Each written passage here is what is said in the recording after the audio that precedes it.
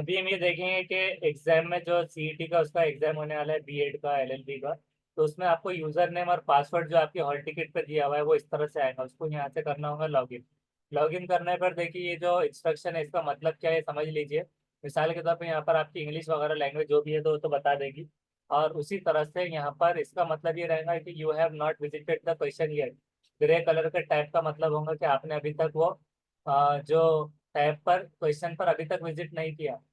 You have not answered the question, इसका मतलब ये है कि अभी तक आपने आंसर नहीं दिया है क्वेश्चन का। और ग्रीन का मतलब है कि आपने आंसर तो दे दिया है क्वेश्चन का। पर्पल का मतलब है कि आपने आंसर नहीं दिया क्वेश्चन का लेकिन आपने मार्क कर दिया है रिव्यू के लिए। और इसका मतलब ये है कि आपने आंसर भी किया और मार्क पर रिव्यू भी किया। और अगर टाइम अप हो जाता है तो ये मतलब सबमिट हो जाएगा इसके जवाब के साथ। तो इसमें टेंशन लेने की जरूरत नहीं है। मतलब ये चीज़ें क्यों होती है अलग अलग। ग्रे में आप कंफ्यूज हो जाते हैं, अभी तक आपने जो क्वेश्चन पे विजिट नहीं किया अभी तक, तो वो ग्रे कलर में आता है। और आपने अगर सपोज कीजिए अगर आपने रेड कलर का मतलब ये है कि आपने अभी तक क्वेश्चन का आंसर नहीं दिए। और ग्रीन का मतलब है कि आपने आंसर दे दिए सबमिट करके सेव कर दिए मतलब। और आपने आंसर नहीं की इसलिए इस्तेमाल होता है कि आपको अगर आगे जाकर अगर क्वेश्चन पढ़ने में मुश्किल हो रही थी, समझ में नहीं आ रहा था, तो आप उसको दोबारा पढ़ सकते हो, रीड कर सकते हो। बाकी आप उसको स्क्रॉल अप और डाउन कर सकते हो सबमिट करने के लिए। आंसर क्वेश्चन कैसे करना है तो क्लियर रिस्पॉन्स वगैरह भी कर सकते हो, तो हम आपको बताते हैं प्रैक्टिकल। तो अगर आपको यहाँ पर पहले टिक करना होगा I have read and understand. उसके बाद यहाँ प्रोसीड करेंगे। प्रोसीड के बाद में देखिए यहाँ पर ऐसे क्वेश्चन आएंगे। शौर की रो की टेक्निक के कुछ एग्जाम, मतलब ये तो अभी ऐसे ही लगाया हमने मॉक टेस्ट। तो यहाँ पर से हम इस पर टिक करेंगे सेकंड जवाब अगर आपका है तो आपने सेव किया तो देखिए ये यहाँ से वन पे है। अब इसका ऑनलाइन का फायदा क्या होता है, आप डायरेक्ट 10वें क्वेश्चन पे भी जा सकते हो।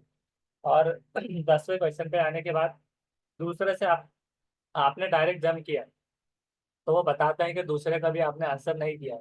और आप डायरेक्ट आ गए 10वें पे, तो इसका मतलब क्या है, रेट का भी आपने आंसर नहीं दिया। तो उस हिसाब से अगर आपको लग रहा है कि इसको आप बाद में पढ़ लेंगे तो आपने इसको क्या मार्क पर रिव्यू, तो ये क्या हो गया, पर्पल हो गया। पर्पल होने की वजह से आप उसको बाद में निशानदही हो जाती है कि आप ये चीज़ों को आपको समझा नहीं था, तो आपने बिल्कुल ब्लैंक थे आप, तो आपने पर्पल कर दिया उसको। अगर आप कोई क्वेश्चन जैसे कि मान लीजिए आप 19 पे गए, 19 पे आपने को टिक किया लेकिन आप कंफ्यूज थे, तो आपने सेव एंड मार्क पर रिव्यू किया, तो देखिए यहाँ पर पर्पल विद ग्रीन कलर का आएगा। तो इसका मतलब ये होगा कि आपने इसको रिव्यू भी कर दिया है। तो अगर आपको कंफ्यूजन थोड़ा टाइम नहीं मिलता चेंज करने का, पढ़ने का, तो आपका ये जवाब मतलब सबमिट हो जाएगा, वो काउंट हो जाएगा, मतलब आपने जवाब दिया।